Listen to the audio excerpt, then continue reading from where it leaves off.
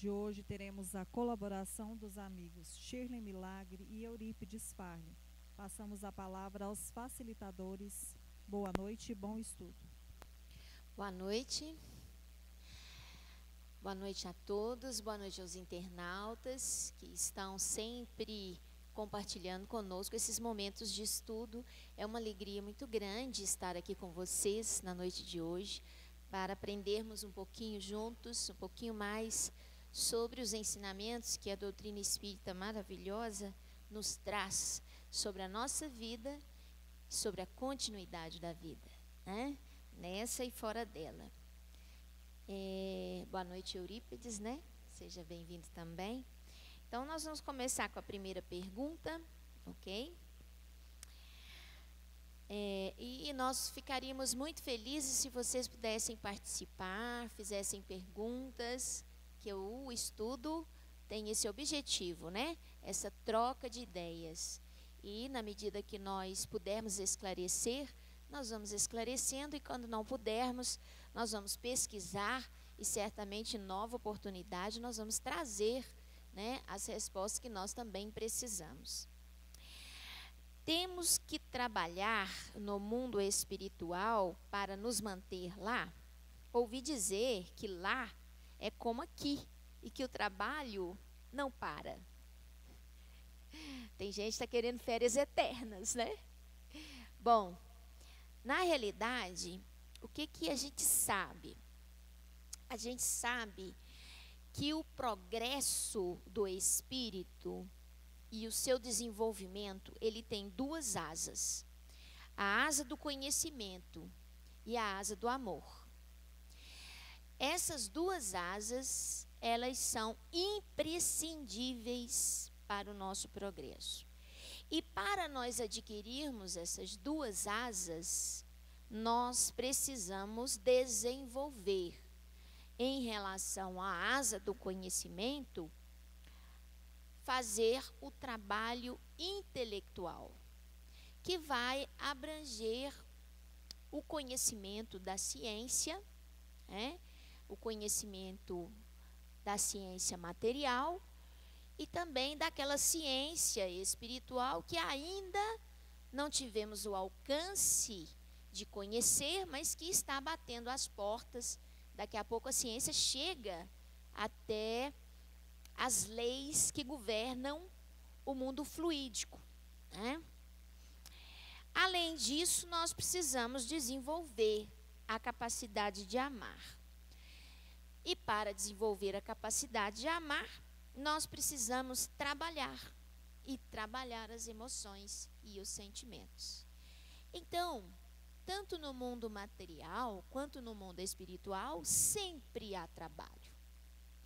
O trabalho pode ser um trabalho intelectual para o aprimoramento do conhecimento, uma das asas, ou o trabalho pode ser um trabalho de amor, de emoção e de sentimento, onde nós vamos aprimorando a nossa capacidade de amar, dilatando e aprendendo as virtudes que o Cristo nos ensinou. Então, trabalho do ponto de vista de sempre ter algo a fazer, sempre ter uma conquista a ser alcançada, nós temos sim, não só aqui no mundo material, mas também no mundo espiritual. Entretanto, não é o trabalho para a sustentação do corpo espiritual, porque o corpo espiritual tem uma sobrevivência que não depende dos mesmos elementos que o corpo material depende. Então, esse trabalho de subsistência nós não temos lá, mas temos outro trabalho e muito trabalho. Boa noite a todos, boa noite aos amigos internautas também, mais uma vez a Shirley. Bom, como fazer para nos manter livres das influências espirituais negativas?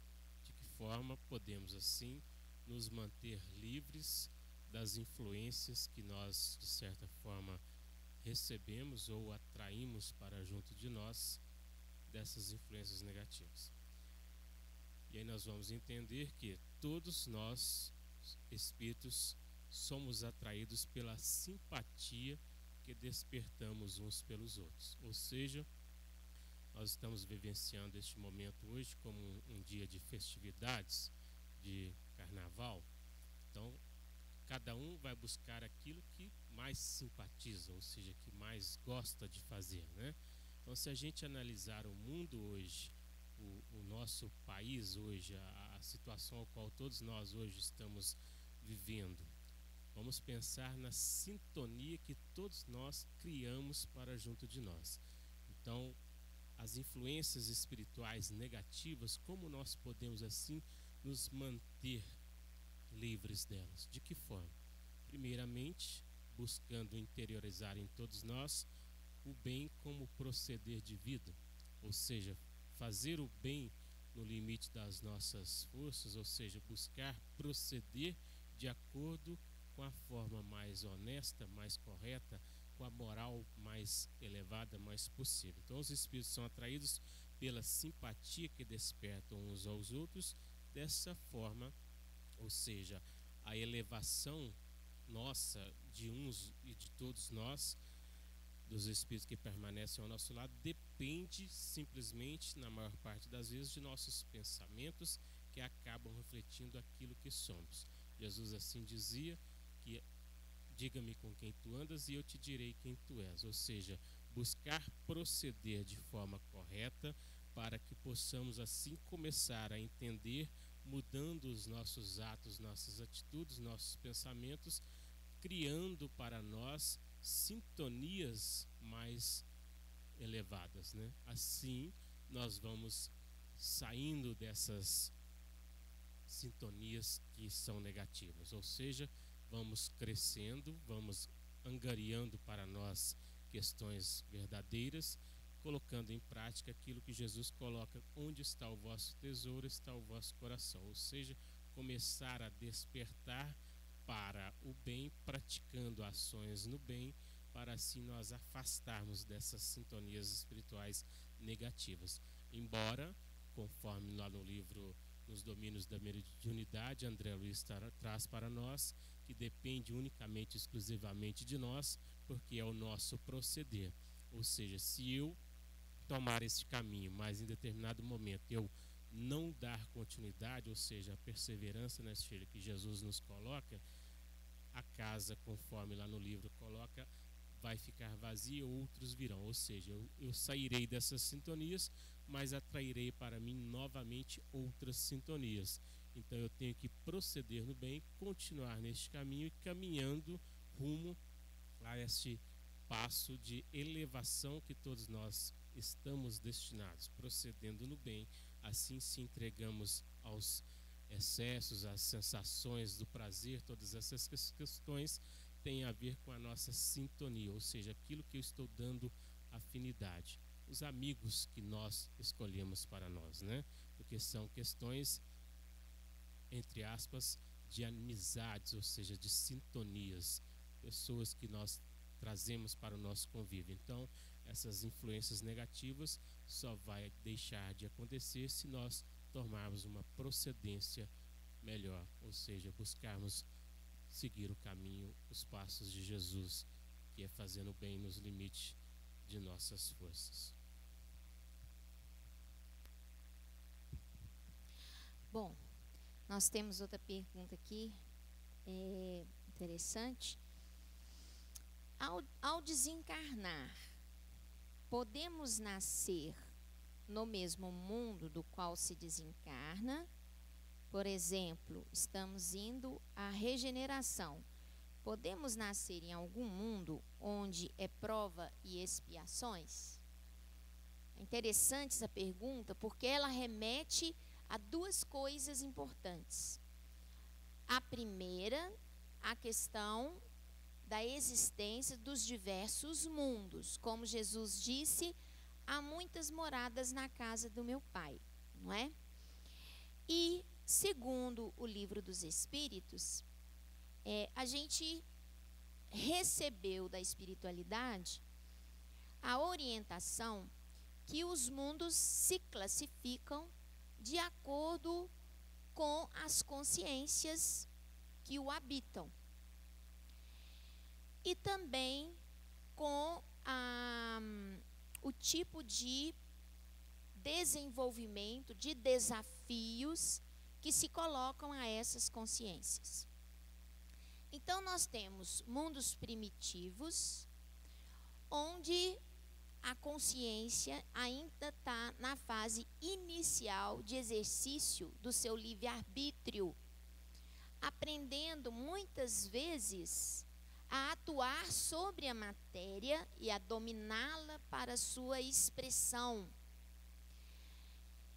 E muitas vezes recebendo da matéria os condicionamentos que ela leva com ela para corpos diferentes dos anteriores que habitou. E existem os mundos de provas e expiações, em que nós, o planeta Terra, estamos deixando esta condição de provas e expiações, iniciando a condição de mundo de regeneração, que seria o terceiro tipo de mundo. Qual que é a diferença? No mundo de prova e expiação, diferente do mundo primitivo, as consciências já aprenderam a usar bem o seu livre-arbítrio e a fazer uma interpretação melhor dos ensinamentos que recebe. Já desenvolveu sua inteligência a ponto de produzir tecnologia, não é? Mas esta consciência, esse espírito, ainda se submete muito às influências da matéria, precisando ainda trabalhar a sua resistência moral aos atrativos da vida material. E por isso, muitas vezes, se enovela em situações que o levam à expiação, a provas, para que ele possa realmente ganhar novas virtudes. Já no mundo e portanto o mundo de prova e expiação, a consciência, ela ainda erra muito no exercício do seu livre-arbítrio e o seu ego ainda é muito inflado. Portanto, as consciências do mundo de prova e expiação ainda são criaturas profundamente egoístas, não é? E que são, por isso, causadoras de muito desequilíbrio. Já no mundo regenerador, essa consciência, ela já começa a dominar os efeitos da matéria sobre o seu livre-arbítrio. Começa a ter mais domínio sobre os seus condicionamentos criados ao longo da sua evolução. Começa a se libertar do egocentrismo e tornar-se solidário, fraterno, onde as virtudes, o respeito, a tolerância, a compaixão, começa a falar mais alto do que o egoísmo. Então, nos mundos de regeneração, as consciências perturbam menos o próximo. Elas tendem a ser menos egoístas. Elas são mais colaborativas e são mais solidárias. E o desequilíbrio e o sofrimento diminui. A alegria, a paz, a satisfação aumenta. Então a balança começa a pender mais para o bem do que para o mal. E aí, depois desse processo, chegamos aos mundos felizes, onde habitam as consciências que já conquistaram o seu self, que é o domínio sobre as suas emoções, sobre os seus sentimentos, e são capazes de amar profundamente ao próximo. Conseguiram se libertar do egoísmo, que é a raiz de todos os males, que nos afligem a alma, que nos fazem sofrer. Então, os mundos felizes são habitados por criaturas que estão numa condição de inteira liberdade, de expressão, de pensamento, com inteira capacidade de amar, onde o sofrimento e o mal que deriva do nosso egoísmo não existe mais. Para onde a consciência que desencarna vai? Depende de como ela está, porque ela é atraída para aquele mundo que está combinando com o seu estado de consciência. É para lá que ela vai. E se a gente perguntar, como nosso irmão perguntou, será que alguém que já está no mundo de regeneração pode reencarnar no mundo de prova e expiação? Vamos lembrar Jesus? Eu acho que ele é o melhor exemplo, não é?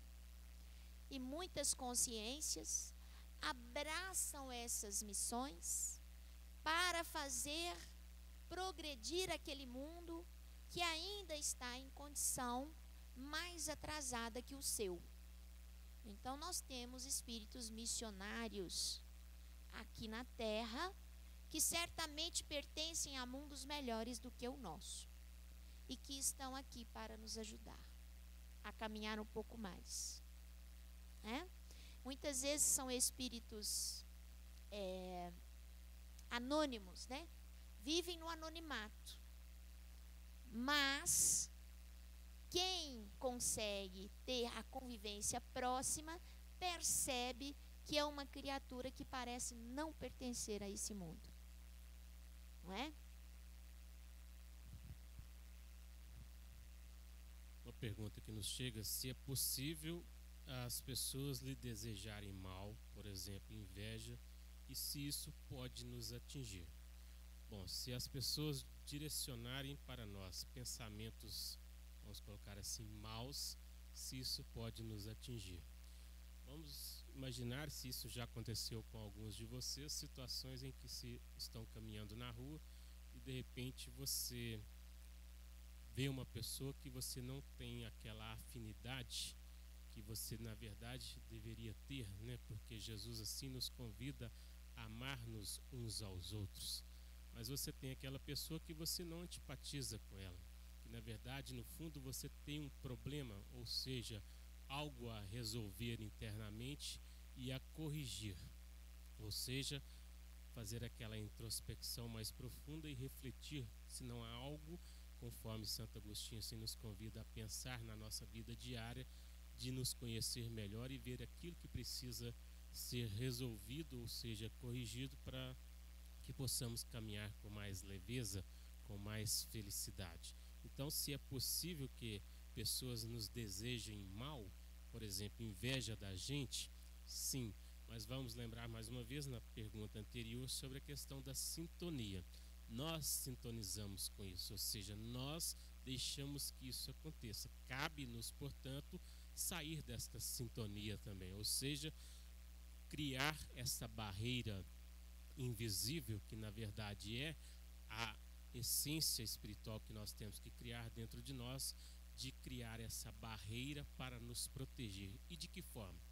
Através principalmente da oração, ou seja, de elevar os nossos pensamentos, conforme Jesus assim nos convida, vigiai, ou seja, mantenha em equilíbrio, mantenha em sintonia espiritual, porque tem um ditado que diz assim, que o que vem de baixo não me atinge, mas atingirá se eu estiver nesta sintonia, ou seja, me atingirá se eu estiver vibrando na mesma onda vibratória, ou seja, é como uma estação de rádio, onde eu ligo e eu capto as ondas desse rádio, ou seja, eu é que tenho que fazer essa barreira, ou seja, criar este elo espiritual onde eu vou buscar me elevar para sair desta sintonia. Então, por exemplo, essas questões que eu colocando aqui, inveja, se a gente for levar para essas outras tantas questões que faz até, colocar entre aspas aqui, macumba, né, Chile? Faz ali o mal feito ali para a pessoa, mas é porque a pessoa está dando vazão a isso, a pessoa está se sintonizando com isso, ela não aumentou assim o seu teor vibratório, ou seja, não elevando os seus pensamentos. E nós vamos levar essa pergunta a uma outra aqui, que pergunta assim: por que existe o mal no mundo? Ele é necessário? Ou seja, o mal é necessário no mundo? E aí os Espíritos vêm nos dizer assim, que os Espíritos foram criados simples e ignorantes, Deus deixa ao homem a escolha do caminho. Tanto pior para ele se toma o caminho, sua peregrinação será mais longa. Ou seja, se toma o caminho mau, sua peregrinação será mais longa. Ou seja, as dificuldades que vierem pela sua escolha nesse caminho equivocado, você terá responsabilidades por ela. Ou seja, a ligação que eu estou fazendo com tudo isso, a sintonia que estamos exercendo em relação a tudo isso. Então, se é possível desejar o mal para o outro, pode ser, mas cabe nos mantermos numa sintonia de pensamentos elevados para não entrarmos nessa vibração. Como que os Espíritos nos influenciam? Na pergunta 459 aqui do Livro dos Espíritos, pergunta isso. Os Espíritos nos influenciam de tal maneira que eles nos dirigem. Assim é a resposta. Ou seja, se eu dou vazão a isso, se eu dou sintonia a esses pensamentos, eu vou entrando nessa onda vibratória e é esse mal que vai me arrastando, ou seja, me envolvendo devido à minha capacidade de entrar nessa vibração. Cabe a nós entender, buscar essa introspecção e sair dessa vibração. Somente nós. É cada um segundo as suas obras, ou seja, as suas escolhas. Permaneço entranhado nisso ou busco me mover para crescer e sair dessa vibração? Qual é a forma? De que meio? Então, buscar nos conhecer melhor, buscar conhecer melhor as pessoas que convivemos com elas e analisar e não julgar ninguém, porque Jesus assim disse: aquele que tiver sem pecado, que atire a primeira pedra. Então, aquele que nunca desejou nada de errado para ninguém, que atire a primeira pedra. Então, nós, nessa plataforma de existência, ou seja, nesse momento que estamos aqui inseridos neste mundo, em tantas outras passagens aqui, nós já também tivemos equívocos e hoje estamos aqui aprendendo com as experiências, né, Chile, para corrigir, para colocar em prática o amor ao próximo, o bem acima de todas as coisas.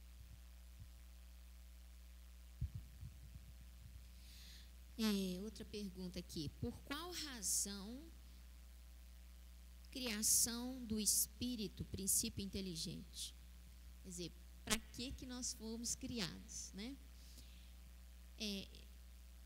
Eu, assim, me sinto bem limitada para responder a essa pergunta, porque eu acho que é uma pergunta que só o Pai poderia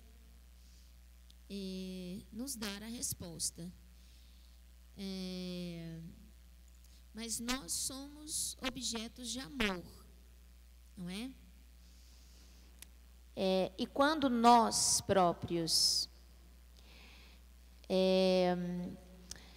criamos através de nós mesmos algo, mesmo que seja material, propriamente dito, não algo espiritual, como o espírito, né? Nós temos uma breve revelação do que significa criar. O potencial de colocar o seu amor e a sua inteligência, né, naquilo ali. Então, creio que Deus nosso Pai, é que deveria nos dar essa resposta. E vem uma segunda pergunta a seguir, sobre as pandemias. O que a doutrina diz sobre as pandemias? Nós estamos tendo aí um novo vírus, né, acometendo todo o planeta Terra, que é o Covid-19, e eu vou trazer a resposta do Livro dos Espíritos para essa pergunta. Com que objetivo Deus atinge a humanidade por meio de flagelos destruidores?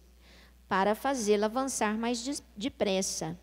Não vos dissemos que a destruição é necessária para a regeneração moral dos espíritos, que adquirem a cada nova existência um novo grau de perfeição? É preciso ver o fim para lhe apreciar os resultados. Não os julgais, senão sob o vosso ponto de vista pessoal, e os chamais de flagelos por causa do prejuízo que vos ocasionam. Mas esses transtornos são frequentemente necessários para fazer alcançar mais prontamente uma ordem melhor de coisas, e, em alguns anos, o que exigiria, às vezes, muitos séculos. Então, na verdade, eles têm uma finalidade específica. A pergunta 739 ainda pergunta assim: os flagelos destruidores têm uma utilidade sob o ponto de vista físico, apesar dos males que ocasionam? Sim, eles mudam algumas vezes o estado de uma região, mas o bem que disso resulta não é frequentemente percebido, senão por gerações futuras, né? Então, os flagelos não seriam igualmente para o homem provas morais que o submetem às mais duras necessidades?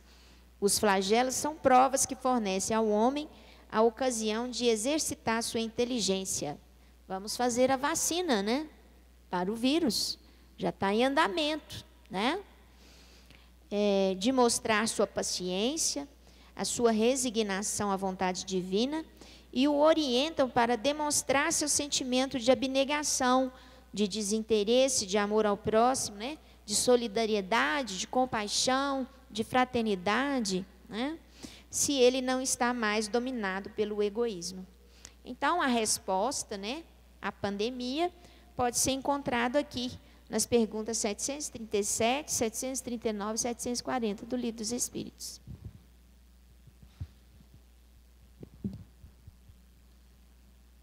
Muito bem.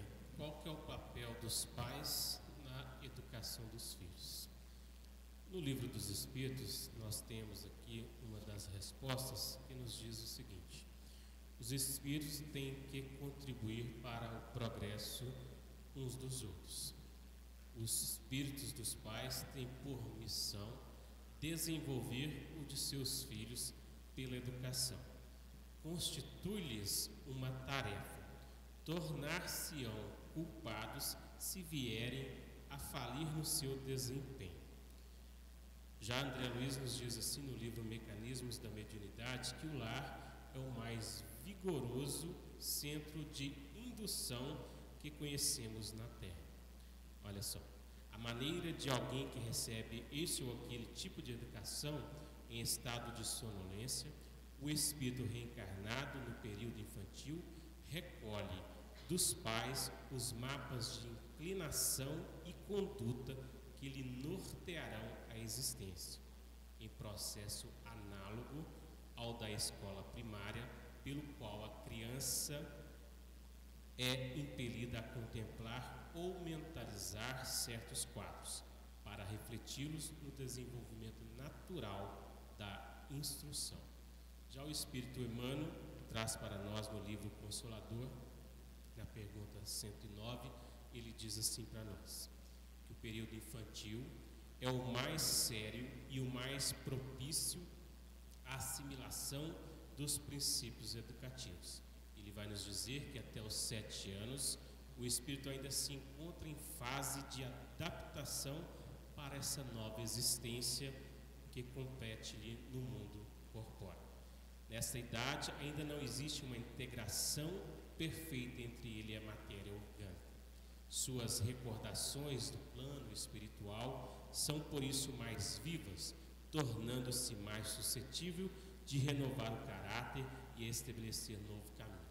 É neste período, assim, que nós vamos verificar nas crianças aquela questão, muitas das vezes, relativas à arte, à música, a dons que já trazem de bagagens anteriores, ou seja, de experiências vividas anteriormente. Eis porque o lar é tão importante para a edificação do homem e por tão profunda é a missão da mulher perante as leis divinas, assim nos diz Emmanuel. Passada a época infantil, credora de toda a vigilância e carinho por parte das energias paternais, os processos de educação moral que formam o caráter tornam-se mais difíceis com a integração do espírito em seu mundo orgânico material. Ou seja, se nós não aproveitarmos este momento da infância para desenvolver neste espírito todas essas caracteres latentes que Kardec assim coloca para nós, que a educação é o despertar desses caracteres, quando chegar na fase já, né, Sheila, da adolescência, principalmente, difícil tornar-se-á para um pai querer desenvolver no filho todas essas potencialidades, todas essas virtudes. E aí vamos entrar num processo de discussões no lar, onde a família se torna um berço de dissensões. Então, buscar compreender melhor a responsabilidade de todos nós perante aos filhos e buscá-los encaminhá-los da melhor maneira possível, colocando-nos caminho, assim conforme Emmanuel coloca, seguindo esse processo. Então, o processo que ele coloca para nós, violento das provas rudes, no mundo pode renovar o pensamento e a concepção das criaturas, porquanto a alma reencarnada terá retomado todo o patrimônio nocivo do pretérito e reiniciará nas mesmas quedas, se lhe faltou a luz interior dos sagrados princípios educativos. Ou seja, se faltarmos com a educação, essa é a nossa parcela de responsabilidade por não ter encaminhado melhor os filhos.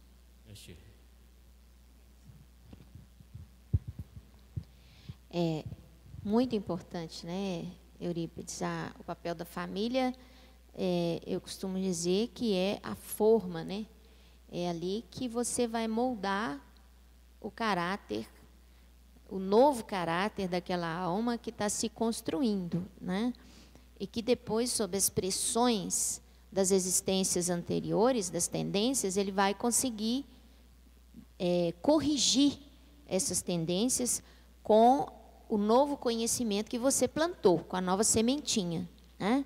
Então, é muito importante o papel da família no resgate e no progresso dos espíritos. Tem uma pergunta muito interessante aqui.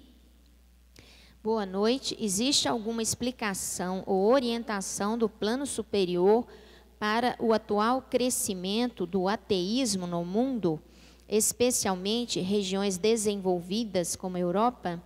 Vemos em alguns estudos que o ateísmo só perde em adeptos ao cristianismo. Bom, eu não saberia, eu não teria certeza dessa afirmação, porque eu não tenho conhecimento dos dados estatísticos relativos ao crescimento do ateísmo e do cristianismo, tá certo?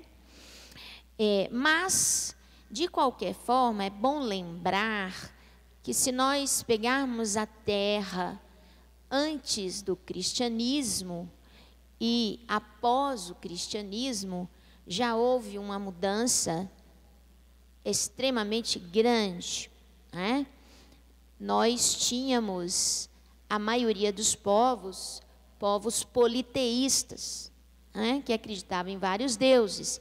Ora, quem acredita em vários deuses, na realidade não tem fé nenhuma. Para mim é como se fosse um ateísmo disfarçado, né? Então, nós já tínhamos, antes do Cristo, um ateísmo muito grande, tá? Se nós observarmos ao longo dos séculos, aquele povo que era o povo judeu, que foi tirado lá do Egito, né? E para quem houve uma revelação mais ostensiva da necessidade do progresso e das leis divinas, esse povo era dos poucos povos sobre a terra que alimentavam a crença em um único Deus, né? Então, hoje, nós podemos dizer que se o ateísmo cresce, a fé e o cristianismo crescem. E Jesus disse muito claramente que era preciso que o joio crescesse junto com o trigo, né? Porque quando nós temos os dois bem amadurecidos e claros, nós conseguimos, com a nossa inteligência, discernir bem o que é ser um ateu e o que é ser um cristão, né? E o quanto isso modifica a nossa vida e o quanto de benefício que isso traz para os nossos sentimentos e a nossa consciência, né? Mas há de se dizer que nem todos os chamados, né, são escolhidos, e nem todos que dizem Senhor, Senhor, né, estarão com o reino dos céus dentro de si mesmos. Afinal de contas, para que serve a crença em Deus? Para que serve o cristianismo? Para tornar as criaturas mais amorosas, solidárias, empáticas, com compaixão, que sejam capazes de estender a mão e muitas vezes de fazer sacrifícios pelo próximo. Ora, se eu tenho uma humanidade que faz isso sem a crença em Deus, eu já tenho o progresso. É claro que a crença em Deus, ela encurta esse progresso, o caminho. Eu atinjo esse objetivo, a conquista dessas virtudes, mais rápido do que quando eu não acredito em Deus, que Deus exista, não é? Mas não necessariamente a criatura só conseguirá evoluir se ela tiver crença em Deus. Ela, sobretudo, tem que ser uma criatura com capacidade de amar. Se ela tiver capacidade de amar e desenvolver essa capacidade, ela vai estar certamente mais próxima de Deus do que qualquer um de nós que vem toda semana à casa espírita e não desenvolve sua capacidade de amar. Mas eu gostaria de dizer que realmente, creio eu, a impressão que tenho é que o ateísmo, ele continua fazendo os seus adeptos que sempre fez. E o cristianismo tem crescido, inclusive na região oriental, né, onde as crenças são muito diferentes das crenças ocidentais, né? Naqueles países como a China, a Índia, o Japão, o cristianismo tem crescido lá. O que você acha, Eurípides? É bem profundo, né, Shirley? A gente analisar tudo e compreender melhor à luz dos ensinamentos de Jesus, né? Jesus coloca bem claro para nós sobre onde está localizado o reino dos céus, né? Ele é primeiramente dentro de nós. Nós é que temos que pensar e refletir os caminhos que precisamos prosseguir, nos orientando melhor. Tem uma pergunta que nos foi passada no outro dia aqui, sobre os animais, se eles podem ser médiuns. O que você acha, Shirley? Se eles podem ser médiuns, os animais podem ser médiuns. Bom, eu fui pesquisar no livro Mediunidade, de José Herculano Pires. Ele diz assim: A mediunidade é uma faculdade humana. Os animais possuem percepção extrasensorial em alto grau. Ele diz assim que neste livro que somente no ser humano, que é uma síntese perfeita e equilibrada de todo o processo evolutivo, alcançado nos vários reinos da natureza, com inteligência desenvolvida, razão e pensamento contínuo e criador, há a possibilidade da eclosão da mediunidade. Para ele, portanto, José Herculano Pires, neste livro, a mediunidade é uma função sem órgão, resultante de todas as funções orgânicas e psíquicas da espécie. E assim ele acrescenta que a mediunidade é a síntese por excelência que consubstancia todo o processo evolutivo da natureza. Querer atribuí-la a outras espécies que não seja a humana é simples absurdo. Portanto, os animais têm percepções extrasensorial, e isso não é mediunidade. Quando ele está na sua casa lá e você escuta o cachorro latindo e não tem nada, são percepções. Não quer dizer que existe no animal a mediunidade, né, Sheila? São percepções, são sentidos, vamos colocar assim.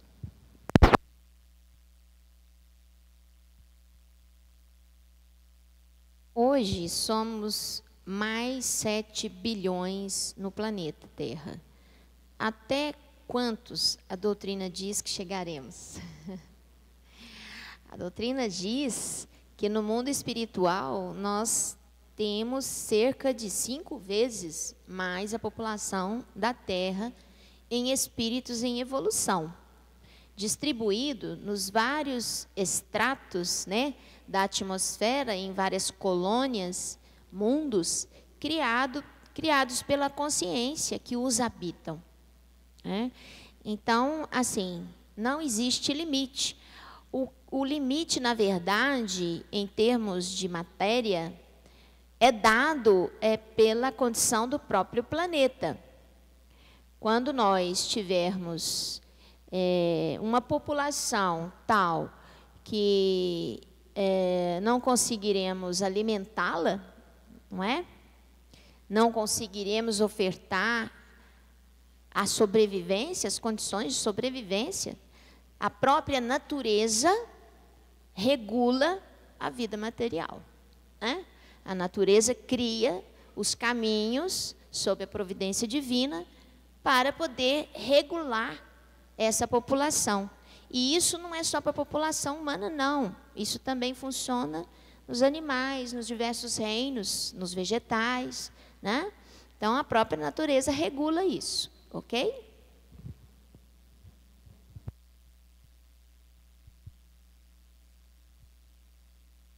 Temos aí uns minutinhos para finalizar esse primeiro momento, as perguntas e respostas de hoje.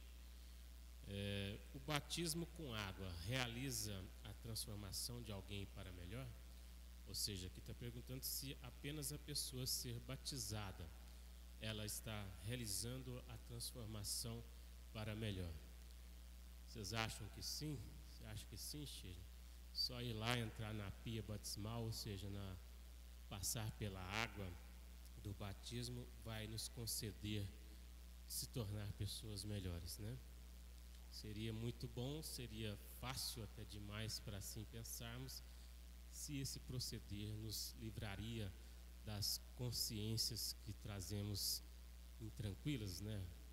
Então vamos pensar assim, a doutrina espírita coloca para nós que não.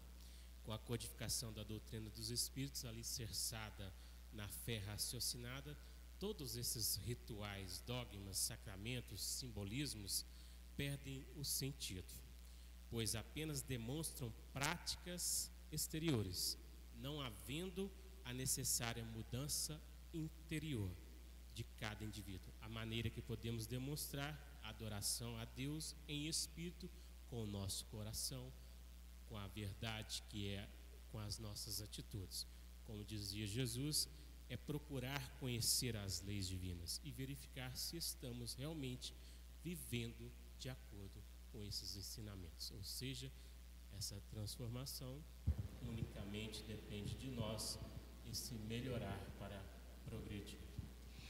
Isso até remonta também à questão agora da quaresma, dos jejuns, né, das penitências, né, como se a penitência e o jejum fosse apagar todo o desequilíbrio que eu alimentei durante os dias de carnaval, né?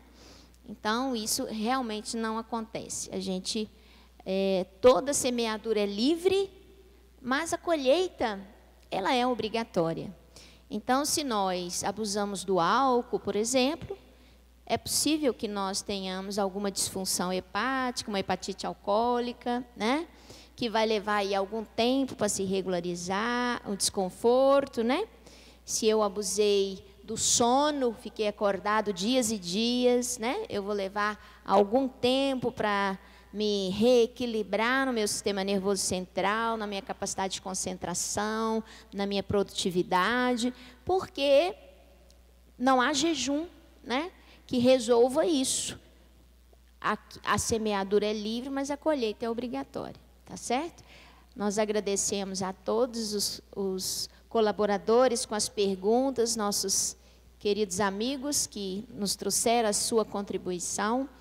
Agradecemos a atenção dos internautas e desejamos a todos um resto, né, de feriado tranquilo, com muita paz e com muita tranquilidade. Obrigado a todos. Até daqui a pouco com a palestra.